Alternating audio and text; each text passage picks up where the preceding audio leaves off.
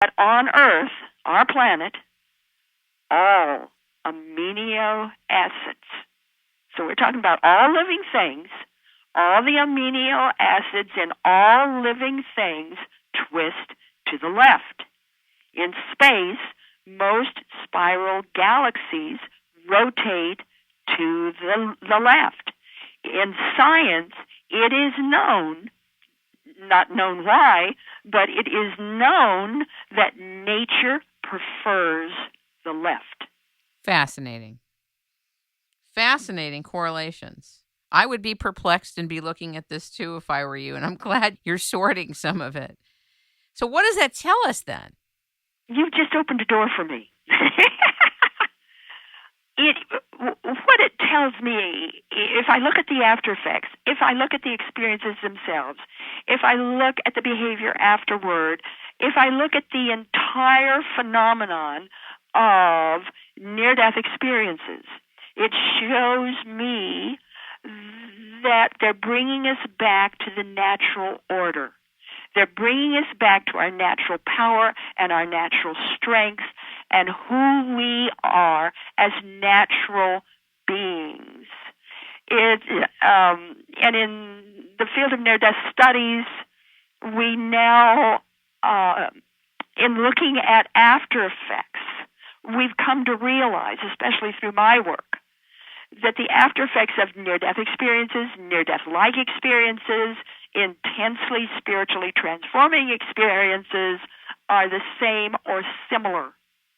You look at how all of these experiences affect the individual, and it's either similar or identical or exactly the same.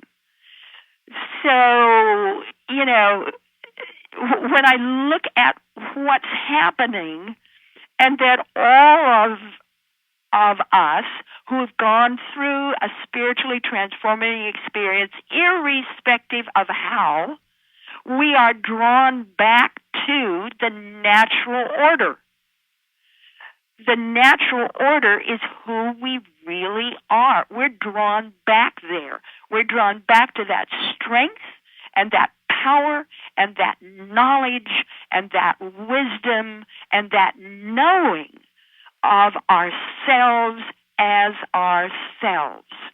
And if you turn to science, and I think sometimes it's very appropriate to do that, and you turn to the science of fluid dynamics. Fluid dynamics tells us that if 4 to 5% of any grouping or condition is changed, the entire grouping or the entire condition will change according to that 4 to 5%. Keep in your mind the tipping point to change any group or consciousness or condition is 4 to 5%. Right now in the world, the estimate for near-death experiences, general population, is 4 to 5%. 4 to 5% of the world's population has had near-death experiences or is currently having them. That's the tipping point. So what's happening in the world? Look at what's happening in the Middle East. You can link what's happening in the Middle East and in many other places in our world to that tipping point of 4 to 5%. Because once energy tips or consciousness tips in that way, in that manner, it becomes so excited, so highly charged that it cannot be contained. So look at what's happening here. We've got the people in the Middle East all of a sudden waking up and realizing, I want freedom. I want to be heard. I want a better life. I want my own relationship with God or Allah or deity. I want a better life because I know I'm entitled to one and I know I can get one. That's exactly what near-death experiencers say. That's how they behave afterward. I want freedom. I am free. I know I can be free. I can communicate now about the truths and the higher realities and a better world. And many of them devote themselves to doing everything they can to help the world be better afterward or be in a better place because they are here. And this cry, this thought, this desire is now global. And is always leaderless. That's because people like this cannot be governed. They are self-reliant, they are self-responsible, and they are self-governing. So you get leaderless sweeps of change. That's exactly what's happening. We're here now. That revolution in consciousness that we've all been praying for, wanting, think we're seeing, it's here now. We've gone through the tipping point. Containment has been breached. I want to make the distinction between what you're describing in terms of what's going on amongst individuals in different parts of the world and what the media story around it are distinct. What you're talking about are what's happening within individuals' consciousness versus right, the story and the politic that's being transmitted the to consciousness us. Yes. transcends the quote-unquote Earth story. Okay, great. That's what I want to This is consciousness. Absolutely. And that's what fluid dynamics, it describes energy, consciousness. 4 to 5% is the tipping point. We have passed the tipping point.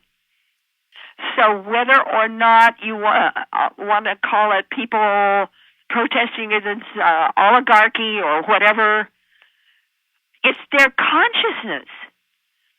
It's their consciousness that drives them to use Facebook and Twitter. These devices is how they're able to communicate what they're feeling and what they're seeing. The consciousness comes first. Always. It's in the mind. It's in the consciousness. It's in that energy. That always comes first. And it's driving them in according to where they live and the politics that's there. Sure, you can play with that all you want, but what's really happening is the consciousness has shifted, and it's shifting globally. We can look at that. The math is there. The template is there. It's all in the book. You talk about so many things in the book. I have a few more things. When I started the Rainmaking company, I used to share with people, businesses are conscious. They're animate. They have consciousness. The legal structure that you use has consciousness. The way that you do your accounting has consciousness. Your business process has consciousness. People didn't know what the heck I was talking about. And they thought, well, maybe she's talking about feng shui and all that. But it totally changes how you do business, who you do business with, if you relate to it being alive. Anyway, that's a whole separate matter. But it's interesting how long I've had to wait for certain things to become understood by the public. Well, now it's hitting us in the face. We can't deny it anymore. It's as if, Kim, it's as if consciousness is waking up to itself. Very well articulated. I want to talk about coherence and holograms for a bit, but before we get there, I want to talk about the fifth dimension. And I would like you to distinguish what it is and why it's relevant, not only to us in the here and now, but also to those who have had near-death experiences and those who will have near-death experiences. When we're talking about the fifth dimension, and when we do that, we're talking about a dimension very different than one we have now. Let me quote James Belchler here. He said, consciousness exists completely in the fifth dimension as an extension of the living body. It is a resonance pattern, a harmony in the fifth dimension. Through the fifth dimension, all particles in existence link to all other particles. That's because in the fifth dimension, that's where the webbing is. That's where the total openness is